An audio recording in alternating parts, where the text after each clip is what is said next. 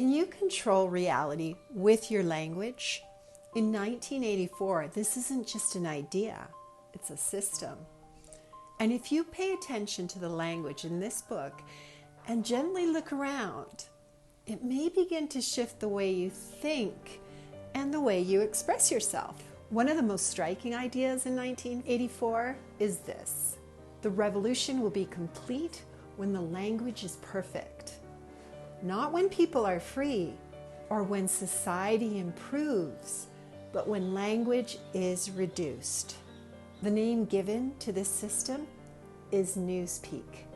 Another key line in the book is, "Don't you see that the whole aim of Newspeak is to narrow the range of thought?" Now let's pause there. To narrow the range of thought, that could mean use fewer words, fewer distinctions, or fewer ways to describe reality. You might begin to notice when language shrinks, thought can begin to shrink with it. And perhaps the opposite is also true. When your vocabulary expands, so does your ability to notice differences, articulate ideas, and sit with complexity. You may have heard the idea that some Arctic cultures have many different words to describe snow. The number is often exaggerated, but the spirit of it is interesting to consider. When something really matters in a culture, the language around it becomes more detailed, more precise. Not just snow, but different kinds of snow. Soft snow, dry snow, wet snow. And perhaps in a way that reminds us that the more words we have, the more ways we have to see. Language doesn't just express thought, it may change and shape thought. In this book, rich vocabulary is replaced with simplified forms. Bad becomes ungood. Very bad becomes double plus ungood.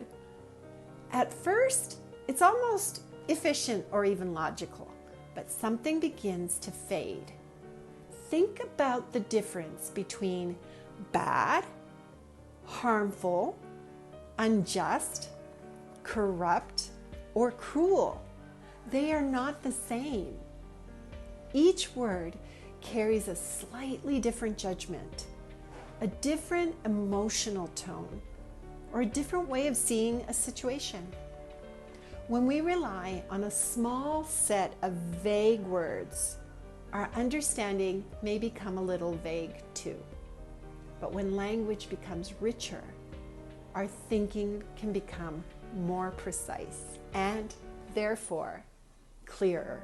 One of the most well-known lines in the book is this one: "War is peace, freedom is slavery, and ignorance is strength." These contradictions are repeated until they stop feeling like contradictions. Language begins to blur meaning instead of revealing it. Another powerful line is this one: "If all others accepted the lie, then the lie passed into history and became truth." Here, language doesn't just describe reality, it's shaping it. Perhaps this is why it matters to stay attentive to words, not in a rigid way, but in a thoughtful one. Because the more precise we are with language, the more we may be able to notice when something feels slightly off. Another enduring line in the book is, "Who controls the past controls the future. Who controls the present controls the past."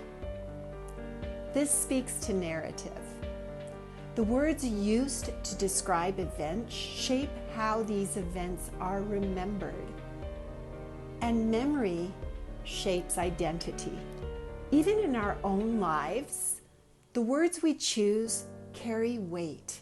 There's a difference between saying, "I failed," I struggled, or I learned something difficult.